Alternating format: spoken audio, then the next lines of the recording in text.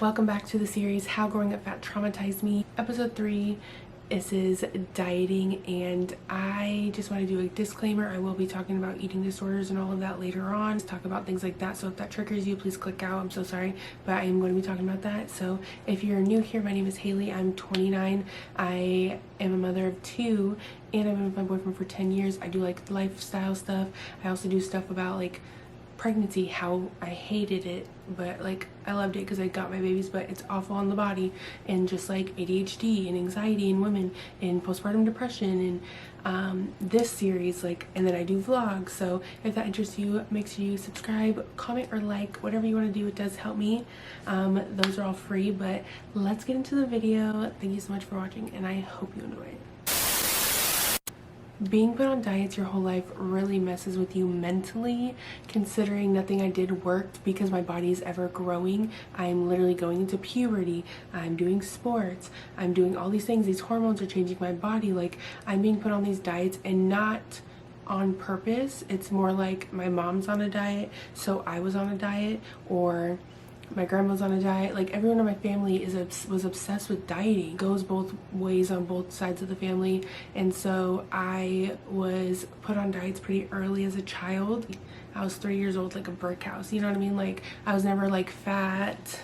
I would never call a 3-year-old fat, but like I was never fat. I was just like solid. And then as I got older, things changed, and I got overweight and I got fat, which I'm still wouldn't label that as fat because kids are growing and the bodies change. There's puberty, there's hormones, there's all these things, and we do not need to put them on diets. Yes, they need to be on balanced, healthy meals, like not just McDonald's 24/7, obviously, but a McDonald's night is not going to hurt them, and telling them food is bad is going to hurt them in the long run. Like, no, you can't have Cheetos because that's bad food. Like, no, all food is fuel, and that's a different video for a different time and a different topic about my fitness journey and all of that. But growing up, we were always on a diet. We were always figuring out what we were gonna eat, trying to be healthy. I'm an active girly. I've been in sports my entire life. I'm a bowling girl, a water polo girl, a soccer girl, volleyball girl. You know, like, I've done it all. Basketball, like, I've done everything, okay? I've been in sports my entire life, and I'm still a big girl. You know why? I'm gonna tell you why. Because nothing worked until you fix your relationship with food. Imagine that. Wow, I know. Revolutionary? It shouldn't be, but it is. Because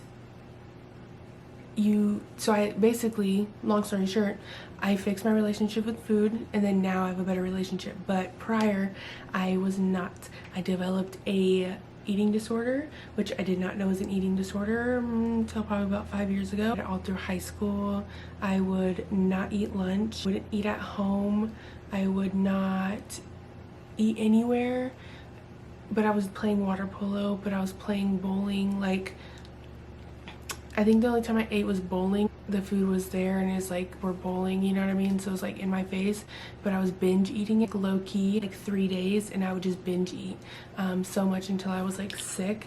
I know, it's so sad, because like I was like, oh, if I don't eat, I can't get the calories and I'll be skinnier, as probably a lot of us do. We just don't eat. I thought about taking ecstasy in high school. Someone told me if I take ecstasy, then I would be very active, and it would suppress my appetite, and I would get skinny. I did not take ecstasy. I've never taken ecstasy. My anxiety got the best of me. It quite literally led me there. Dieting my entire life. I was desperate to be skinny, and then when you're in high school and middle school, you're getting bullied for being fat. Baby, I was just short. As soon as I got a little height, okay, it kind of evened out, okay? And then I see my high school body, and I'm like, dang, that's the size I'm trying to get to now. But also, that body did not birth me 2 babies. That body did not go through 2 C-sections. That body did not do everything that it's done for me now. I mean, it has, but like, I'm an adult.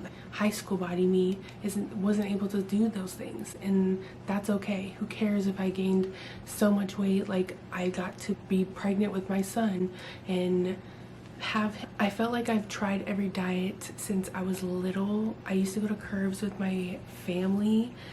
I could be wrong on the age, and this is like not to bash my mom. She was just doing what she thought. She's a single mom. Obviously, if she's gonna go work out and I can go with her, I'm gonna go with her. I'm not gonna stay home.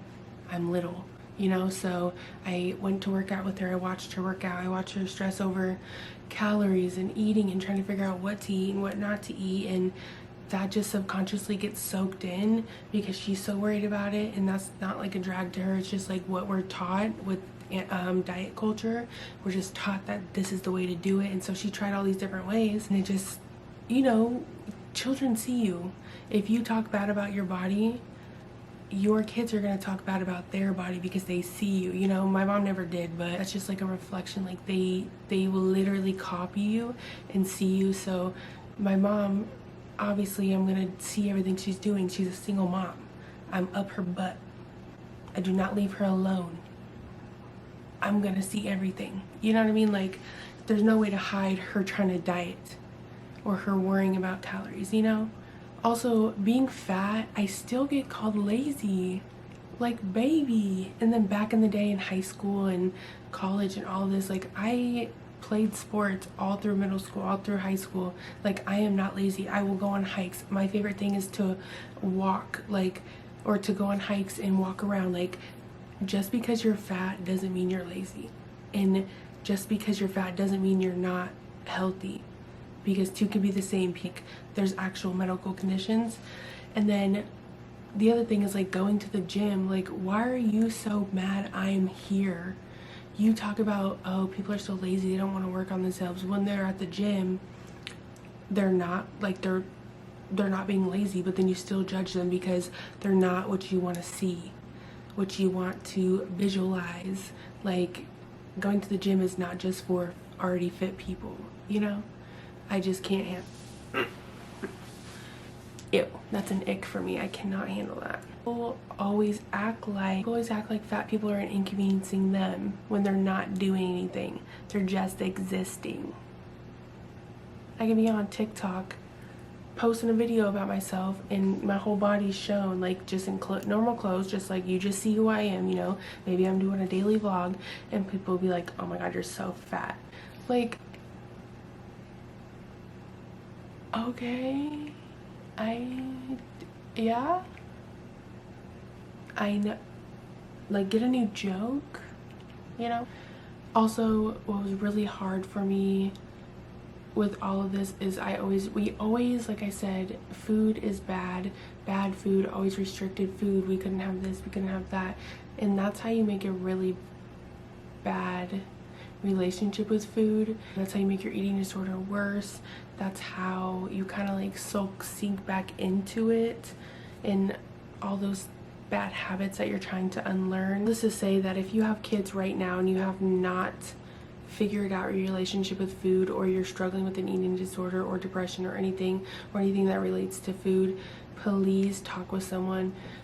Do anything, do research, like Google anti-diet culture, or like go on TikTok and type in anti-diet culture and see all the good videos of showing that these people that are being super toxic with diets are actually wrong and are hindering your health journey. I had to unlearn toxic diet culture. I had to relearn to love myself correctly. I had to relearn to be nice to myself. I had to relearn, like, these are years of processing, you know? I had to relearn to literally every day eat, so I don't go back to my binge eating I don't eat for 3 days and then I binge because I'm so hungry, and I do that unintentionally. I used to do it intentionally in high school, but now I do that unintentionally because I forget to eat, because I have the kids now, so I'm just like super busy and slammed. Sometimes I eat like only dinner, sometimes it's like breakfast and dinner, sometimes I forget to eat altogether depending on the day. Like, I know, but this is your chance, this is your sign to take care of yourself. Healing your relationship with food is going to make your life so much easier. I started healing my body, or my eating disorder. I wasn't adding working out, I wasn't doing anything. I was simply focusing on eating and healing my eating disorder consciously. Like making sure I was eating, however your eating disorder is, you have to fix it for that eating disorder. I made sure I ate so I wouldn't binge. I made sure I had like good protein. Like I made sure I didn't restrict. If I wanted an Oreo, I ate an Oreo. Like I am no longer on a diet. I am eating what I want in moderation. If I accidentally eat a fucking box slab of Oreos, who cares? Start tomorrow again. Eat a great breakfast. You know what I mean? Or crush up an Oreo and put it on your fucking coffee or your smoothie or whatever in the morning to like know that it's okay. It's not that big a deal. And then I had to unlearn diet culture, toxic diet culture also. Like what I'm doing is okay. And then I slowly added working out, and it's not a chore anymore. It's more, obviously, I hate when it's so cliche and it's so annoying because like, don't diet, change your lifestyle. And you don't get it until you get it. Until it clicks for you, you truly will keep going back to the old ways until something flips. I don't know why. It's like you've had enough and something just flips on you, and then you're like, holy shit, wow. And then everything you've ever knew is like flipped upside down, and you're ready to take on this new thing and truly do it for you. That's what happened to me. I started healing my eating disorder, and then I lost 30 pounds, and then I got pregnant, and then I stayed the same weight / losing weight. I was like gaining weight because I was pregnant, but like I was actually losing weight. And then I lost 20 pounds after that. I've lost 52 total just by adding exercise and making sure I consciously eat enough food. And I eat a lot of food. So I do a calorie deficit, but I do make sure I eat. Not every day is perfect, but I try to. All in all, do not put your children on diets, please. Just change your lifestyle. Get active more. Enroll them in sports if they want. Go on hikes. Make it fun. Stop making it a chore. Do not say, oh, we're gonna go to lose weight. No. Oh, we're gonna go to the tennis court because I want to play some tennis. We could practice, or badminton, or basketball. Do not make it like they have to, but make it like a family outing. Like, oh, we get to do this. We get to go have fun. Or we get to walk the zoo. That's exercise. We get to walk the aquarium. That's exercise. We get to go to the trampoline park. That is so much exercise. Like, or the jump places. That's exercise, you guys. Like, kids love that. They love exercise whether you think they do or not. Riding bikes, skateboarding. This is all exercises that kids can do.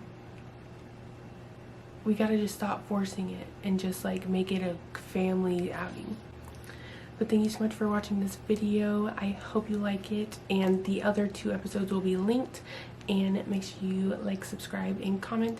And thank you so much for watching again. Bye.